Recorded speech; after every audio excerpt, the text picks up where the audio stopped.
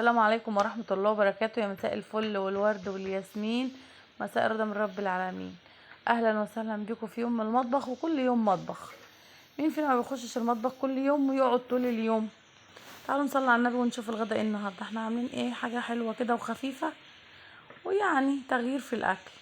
انا هنا عملت، جبت بصلايه قطعتها وحطيت حتة زبدة على شوية زيت، وحطيت شوية بسلة، يعني حوالي كده مثلا نقول ربع كيلو بسلة متنضف، وعليه شويه جزران. كان عندي البسله متفرزه فخدت حبه يعني، وحطيت على البصلايه، وحطيت التوابل بتاعتي، ملح وفلفل وماجي وبابريكا. خلاص.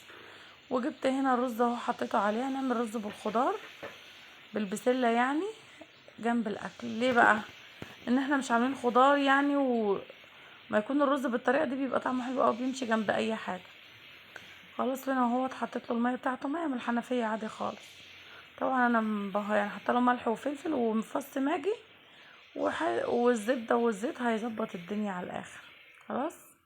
تعالوا بقى نشوف اللي بعده. احنا هنا ايه هنعمل جنبه؟ ايه هنشوف مع بعض. انا هنا كده ايه هنحضر بقيه الحاجه دوت. ايه؟ جلاش بالجبن. زي ما انتوا شايفين ده كده. الفلفل قطعته مكعبات الالوان، ده اللي كان متوفر عندي، فلفل احمر يعني. وحطيت ماكس جبن، وحطيت موتزاريلا كانت عندي برضو. وهو كمان ده طلع فيه فلفل اصفر كمان، يعني انا ناسي ان انا كنت حاطه فلفل اصفر. لا، ما ده زيتون، مكانش عندي فلفل اصفر، هو الفلفل الرومي ده بس. وحطيت الزيتون بتاعي اللي انا كنت عامله. خلاص خلص الزيتون على الجلاش. وده ماكس الجبن. خلاص.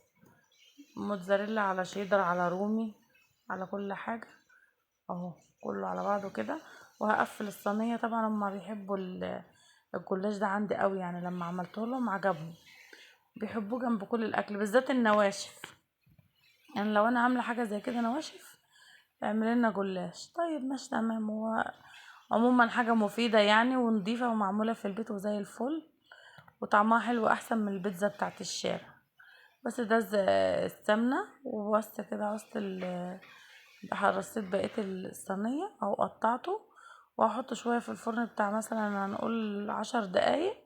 وبعدين بنعمل له البيضه على كوبايه الا ربع لبن على بضايه، شويه فلفل، شويه ملح، واسقي بيها الجلاش. بعد ما ما يبتدي كده يستوي في الفرن يعني ويسخن، حطي على الكوبايه، بيطلع منفوخ وتحفه.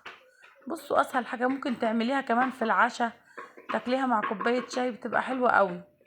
بدل ما تجيبي بيتزا من بره بمبلغ وقدره، تعمليها مش هتكلفك حاجه خالص. اساسا المكس الجبن كله على بعضه في من اول 65 جنيه وانت طالعه، اللي هو اقل من النص ده.